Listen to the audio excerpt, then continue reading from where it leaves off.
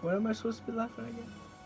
Welcome back to KTBX News, the poorest news broadcasting station ever. I'm Jack Johnson, and today we explore the summer Basque camp Udaleku.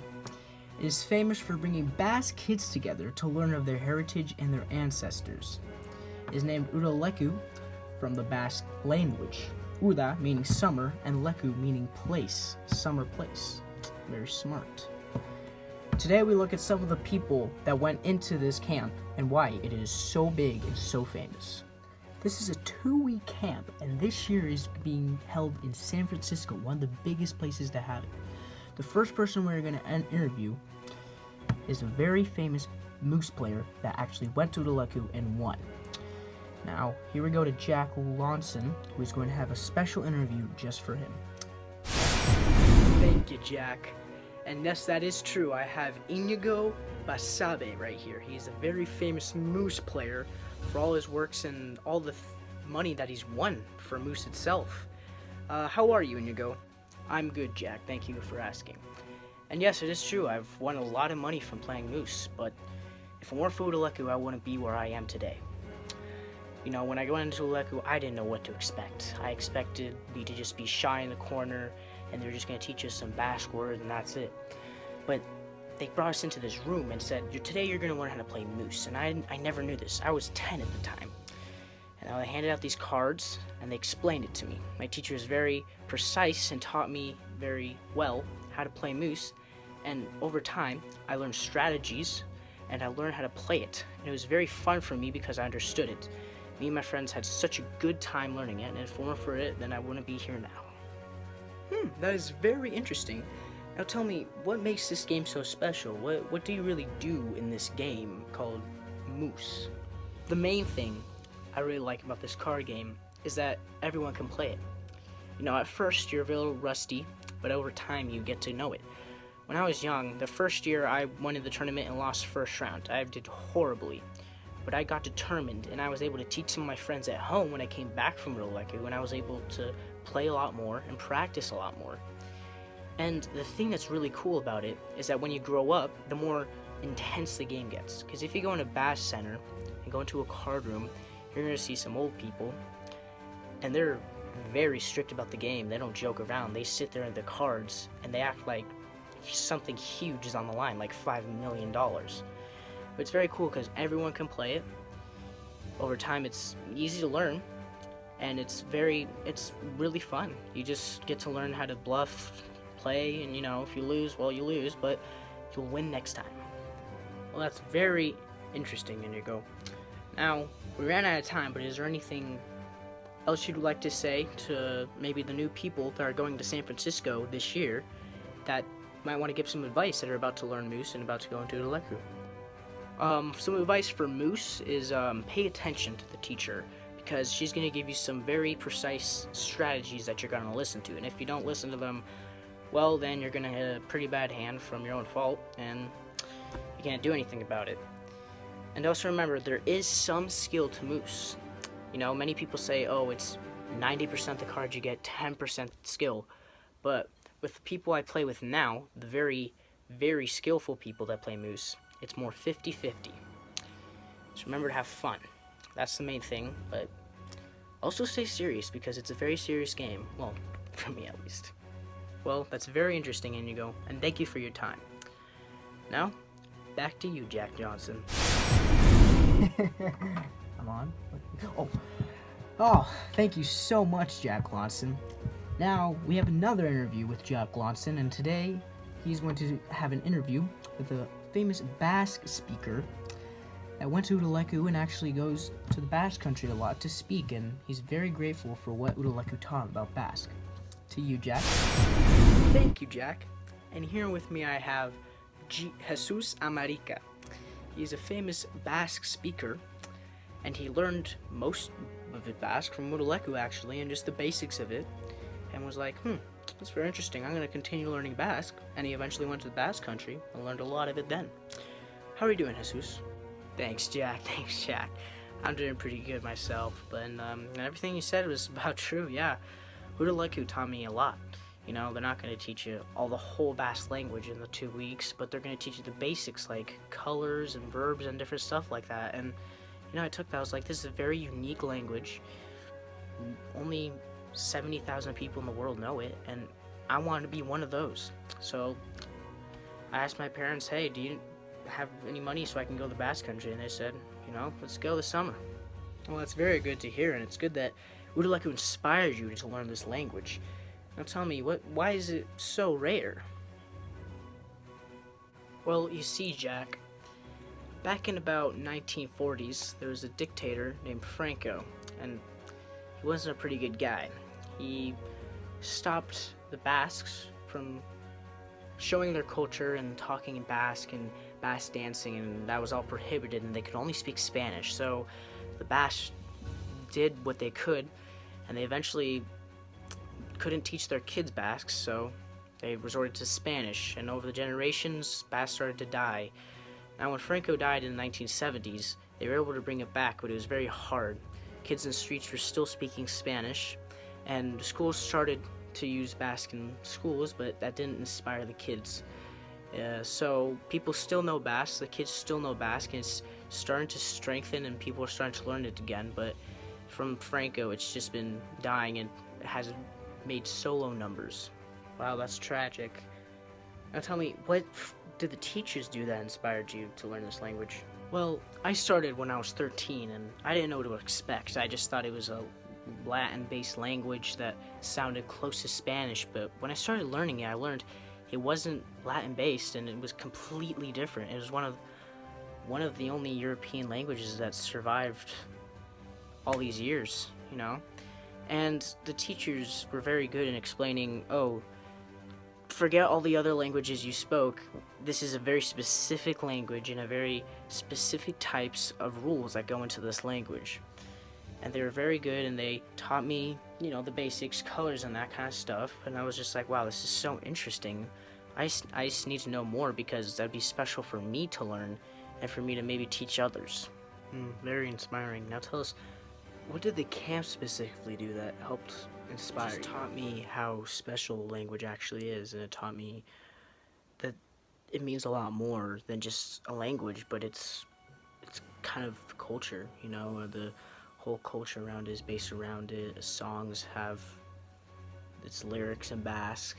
The dancing is just based off that. It's like, it's part of the culture, and they were able to show me this is one part of it, and this is very important, and this is how you can express your ancestors' culture and way of communication, which really meant a lot to me.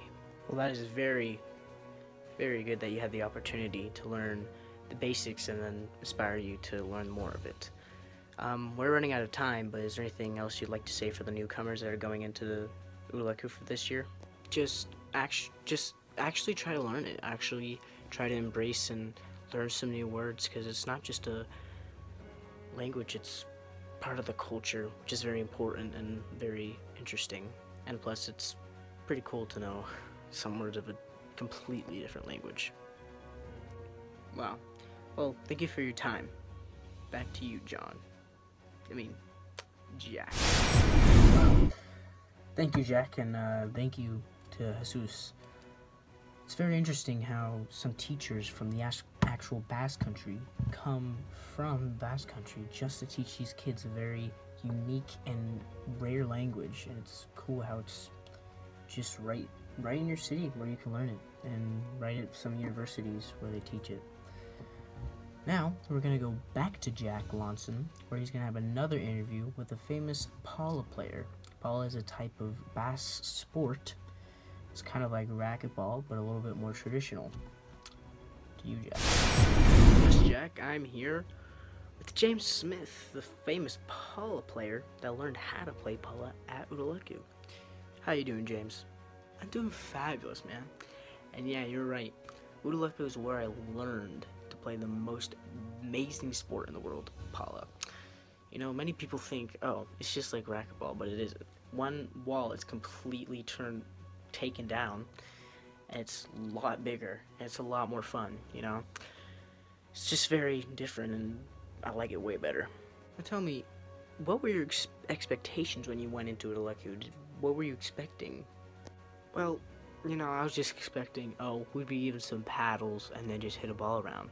But really, when I got into it, I was like, wow, this game actually has a lot of skill, and you actually use some Basque words in the sport, and that was really interesting to me, Moose and, dancing were kind of my thing, but when I got into Paula, I was really interested because it's not just Paula, there's different types of Paulas, there's different types of rackets, there's different types of balls. There's High-Alai, the one with the hoops and the ball going like 125 miles per hour.